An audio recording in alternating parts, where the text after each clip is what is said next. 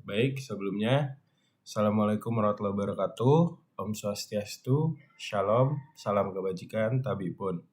Perkenalkan, nama saya Pandya Maulana Samaratutomo dengan NPM 23520111080. Saya di sini akan menjelaskan yang berkaitan dengan UU nomor 7 tahun 2020 tentang pengesahan persetujuan antara pemerintah Republik Indonesia dan pemerintah Republik Rakyat Tiongkok tentang ekstradisi.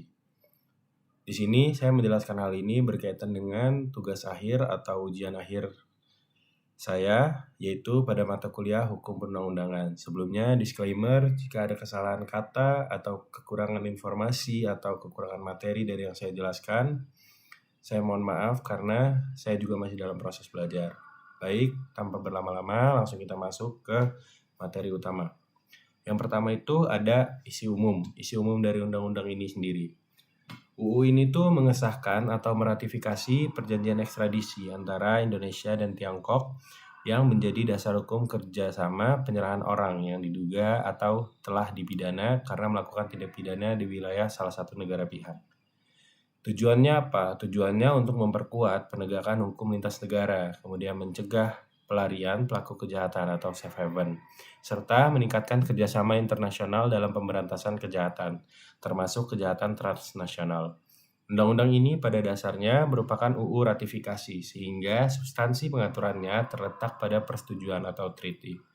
Ekstradisi yang disahkan. UU ini mengikat Indonesia secara hukum internasional dan nasional terhadap ketentuan ekstradisi dengan Republik Rakyat Tiongkok atau RTT.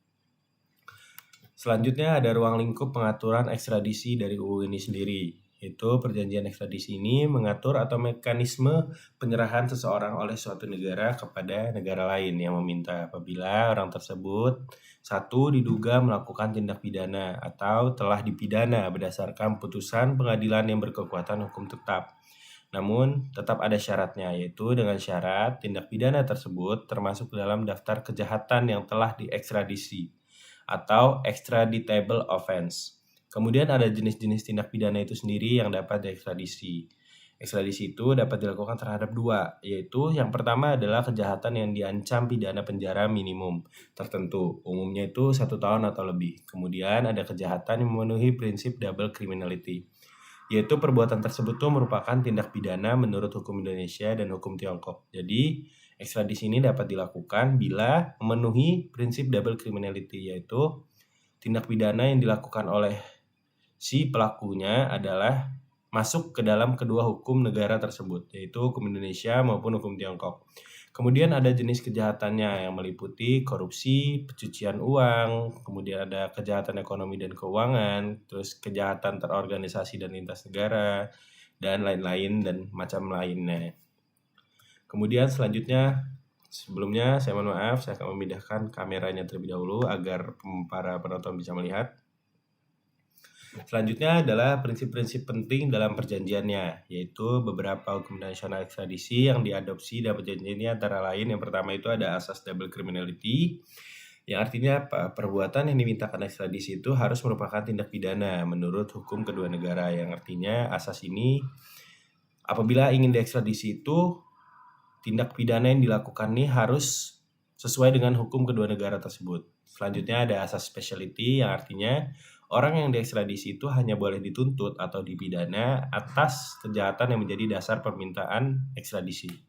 Yang ketiga ada larangan ekstradisi kejahatan politik, yang artinya permintaan ekstradisi dapat ditolak apabila tindak pidana tersebut merupakan kejahatan politik. Yang keempat itu ada perlindungan HAM atau perlindungan hak asasi manusia. Ekstradisi itu bisa ditolak apabila satu berpotensi melanggar HAM. Yang kedua, orang yang dimintakan ekstradisi itu beresiko disiksa atau diperlakukan tidak manusiawi, baik di negara sendiri atau di negara yang dilakukan ekstradisi. Selanjutnya, ada prosedur permintaan dan pelaksanaan ekstradisi. Perjanjian mengatur secara rinci, yaitu tata cara pengajuan permintaan ekstradisi, kemudian ada dokumen-dokumen yang harus dilampirkan, kemudian ada pemeriksaan administratif dan yudisial, kemudian ada penahanan sementara atau professional arrest, selanjutnya ada penyerahan orang yang diekstradisi. Yang terakhir ada alasan penolakan ekstradisi. Permintaan ekstradisi itu bisa ditolak apabila yang pertama, ekstradisi atau orang tersebut adalah warga negara pihak yang diminta. Namun, hal ini masih bergantung pada kebijakan nasional negara masing-masing. Selanjutnya adalah tindak pidana telah daluarsa atau telah lewat tenggat waktunya. Kemudian yang ketiga adalah perkara telah diputus secara tetap atau nebis in idem, yang artinya perkara ini sudah ingkrah, sudah ada keputusannya secara tetap. Yang terakhir adalah permintaannya bertentangan dengan kedaulatan dan kepentingan nasional, yang artinya jika bertentangan dengan kedaulatan negara atau kepentingan nasional negara masing-masing, penolakan ekstradisi bisa dilakukan. Kemudian selanjutnya adalah, maaf sedikit ada kendala. Kemudian ada latar belakang. Apa sih latar belakang lahirnya Undang-Undang Nomor 7 Tahun 2020 ini?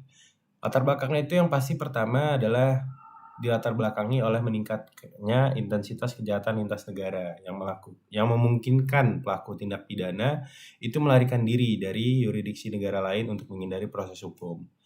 Jadi dengan adanya undang-undang ini bisa mencegah pelaku-pelaku tindak pidana ini melarikan diri ke yurisdiksi negara lain dan menghindari proses hukum. Dalam konteks globalisasi dan mobilitas internasional semakin tinggi, negara itu memerlukan instrumen hukum internasional yang mampu menjamin efektivitas penegakan hukum pidana. Hubungan bilateral antara Indonesia dan Republik Rakyat Tiongkok yang semakin erat di bidang ekonomi, perdagangan, dan investasi juga menimbulkan potensi munculnya permasalahan hukum lintas negara, sehingga diperlukan kerjasama yang jelas dan mengikat dalam bidang ekstradisi. Kemudian selanjutnya, sehingga diperlukan kerjasama yang jelas dan mengikat dalam bidang ekstradisi. Selain itu, Undang-Undang Nomor 1 Tahun 1979 tentang ekstradisi mensyaratkan adanya perjanjian ekstradisi sebagai dasar hukum penyerahan pelaku kejahatan, sehingga ratifikasi persetujuan ekstradisi ini menjadi penting guna memberikan kepastian hukum serta mencegah wilayah Indonesia atau Tiongkok itu dijadikan tempat perlindungan bagi pelaku-pelaku tindak pidana. Jadi dengan adanya undang-undang ini nih mencegah agar para pelaku tindak pidana ini tidak menjadikan suatu negara itu sebagai tempat perlindungan dari kejahatan yang mereka lakukan gitu. Dengan demikian, pengesahan perjanjian ekstradisi ini adalah merupakan bentuk komitmen Indonesia dalam memperkuat kerjasama internasional di bidang penegakan hukum pidana. Selanjutnya ada tujuan dari dibentuknya undang-undang ini sendiri. Tujuan utamanya dari Undang-Undang Nomor 7 Tahun 2020 adalah untuk menyediakan dasar hukum yang kuat dan mengikat bagi pelaksanaan ekstradisi antara pemerintahan Republik Indonesia dan pemerintahan Republik Rakyat Tiongkok dalam rangka penegakan hukum pidana. Undang-undang ini bertujuan untuk meningkatkan efektivitas sistem peradilan pidana dengan memastikan bahwa pelaku tindak pidana tidak dapat menghindari pertanggungjawaban hukum hanya karena berada di wilayah negara lain. Jadi dengan adanya undang-undang ini, para pelaku tindak kejahatan tuh nggak ada perlindungan lagi, mau dia pindah negara ataupun tidak pindah negara, dia tidak dapat perlindungan hukum yang pasti. Kemudian, selain itu, pengesahan perjanjian ekstradisi ini dimaksudkan untuk memperkuat kerjasama bilateral dalam pemberantasan kejahatan transnasional seperti korupsi, pencucian uang, dan kejahatan lainnya. Pada saat yang sama, undang-undang ini juga bertujuan menjamin bahwa pelaksanaan ekstradisi itu tetap memperhatikan prinsip kedaulatan negara atau kepastian hukum serta perlindungan hak asasi manusia sesuai dengan hukum nasional dan prinsip hukum internasional. Kemudian ada 5 pasal atau aturan penting yang diketahui serta dampaknya terhadap masyarakat. Pertama itu ada aturan tentang ketentuan jenis tindak pidana yang dapat diekstradisi. Aturan ini nih menentukan bahwa tindak pidana yang tertentu hanya yang memenuhi syarat, yang artinya tidak semua tindak pidana itu dapat diekstradisi. Seperti kejahatan ringan itu tidak dapat diekstradisi. Hanya kejahatan serius dengan ancaman pidana tertentu dan memenuhi asas double criminality, yang artinya memenuhi kedua hukum negara yang dapat dimintakan ekstradisi. Dampaknya bagi masyarakat apa? Ketentuan ini memberikan kepastian bahwa orang tidak dapat diekstradisi secara sewenang-wenang.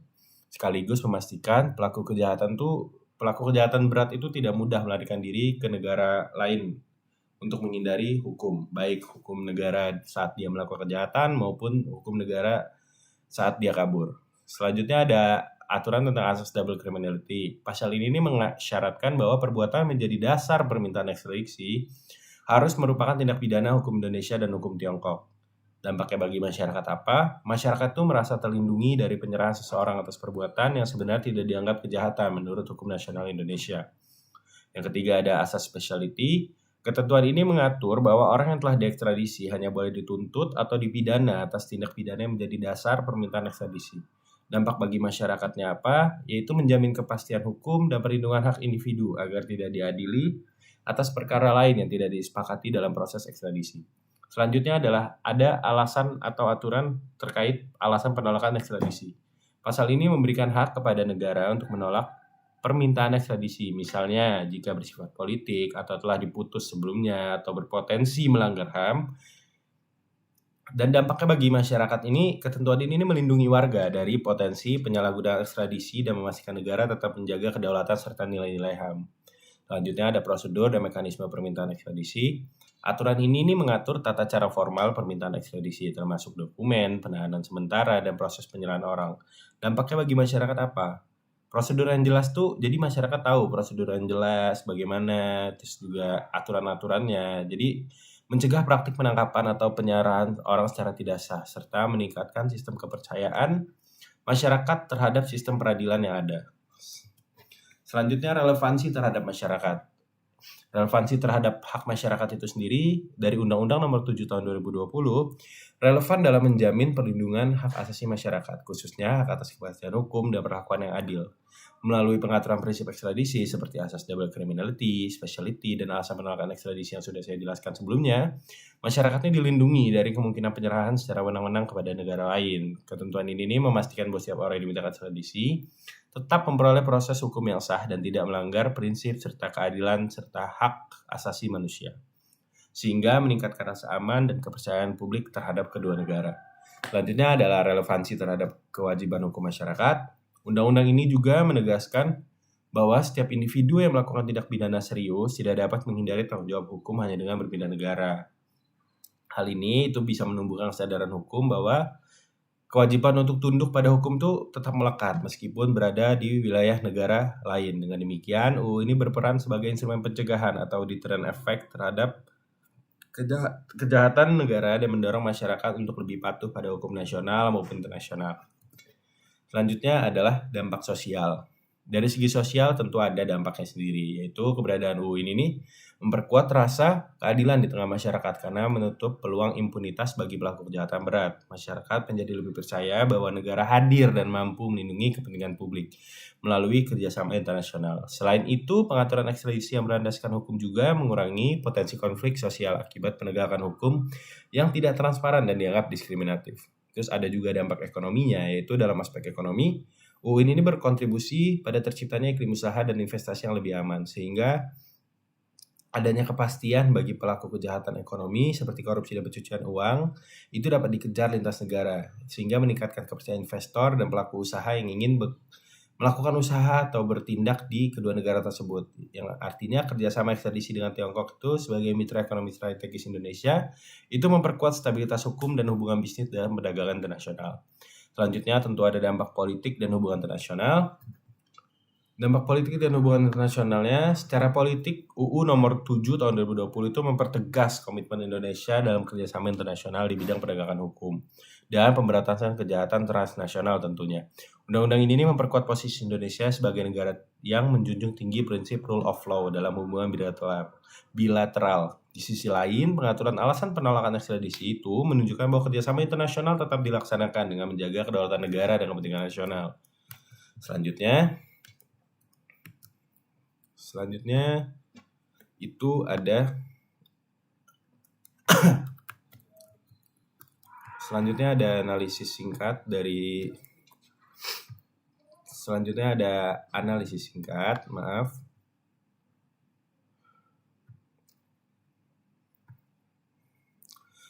itu ada analisis singkat yang berkaitan dengan hal-hal yang perlu diperbaiki dalam undang-undang ini, yang artinya jika saya membaca sedikit tentang undang-undang ini masih ada beberapa hal yang mungkin perlu diperbaiki. Namun dalam konteksnya saya hanyalah sebagai mahasiswa yang masih dalam proses belajar, yaitu ada beberapa hal yang perlu diperbaiki seperti penguatan jaminan perlindungan HAM dalam proses ekstradisi. Meskipun perjanjian ekstradisi ini telah memuat alasan-alasan penolakan atas dasar pelanggaran HAM, namun pengaturannya hanya masih bersifat umum dan belum merinci standar penilaian resiko pelanggaran HAM-nya itu sendiri, seperti potensi penyiksaan, perlakuan tidak manusiawi, atau ketidakadilan peradilan di negara peminta.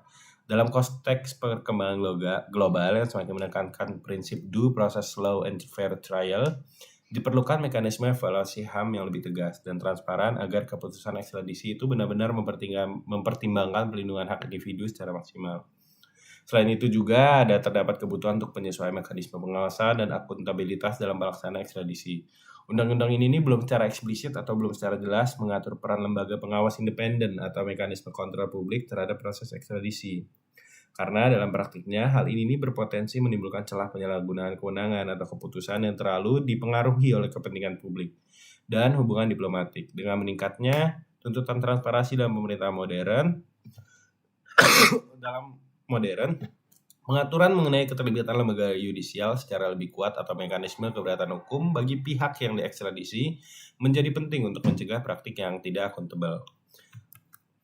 Selanjutnya, itu ada celah hukumnya. Celah hukumnya itu terletak pada ketiadaan pengaturan yang adaptif terhadap perkembangan kejahatan digital dan transnasional modern. Perjanjian ekstradisi ini masih berorientasi pada konsep kejahatan konvensional.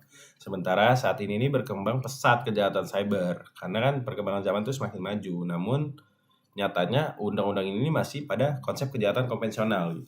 Jadi belum bisa beradaptasi dengan kemajuan digital, kejahatan berbasis teknologi finansial, dan kejahatan lintas yurisdiksi yang bersifat non-fisik.